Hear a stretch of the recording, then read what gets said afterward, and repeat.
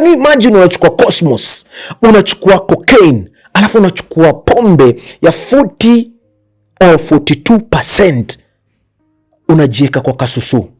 Una imagine hiyo ni ulevi aina gani? Na ile tampon ukiiweka kwa tumbler ile ndogo, uiweke ikae kitu dakika 2 dakika 3, inaweza nyonya kama ni maji ambayo iko kwa ile cup yote na iishe kwa ile tampon. Tampon imetengenezwa na zile fiber ambazo zinavuta maji kwa umoja. Kanaweza ni kadogo lakini kana kunywa maji mengi sana. Ili hatu kafinya hivi katatoa maji mengi sana. So imagine kanekwa kanapiga karibu half ile tumbler ya pombe, alafu yote inaingizwa kwa kinywero.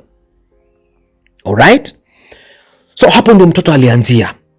Okay? Terry anasema ikawa kwamba every competition wakianza pale lazima ongeza kujipini. Walimu hawajui.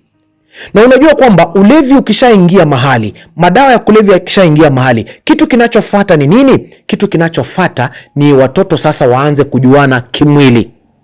Terry anasema walipokuwa wanaenda trips, wakitoka chachi na wapeleka trips, hapa ndio walikuwa anza sasa kupigana zile vitu zinaitwa niseme niache. Niseme niache. Acha niseme na niweke venye yeye amenipea ndio aweze kuridhika. Walikuwa wanaanza kupigana kitu inaitwa ndole. Kama unajua ndole, basi unaelewa kitu ambacho nasema. Usiniulize ni nini. Watoto walianza kufanya vile. Kumbuka kwamba ni tuchali na ni tudemu. Watoto wa miaka 14, mzazi yako nyumbani anajua vizuri sana mtoto wake ameenda trip.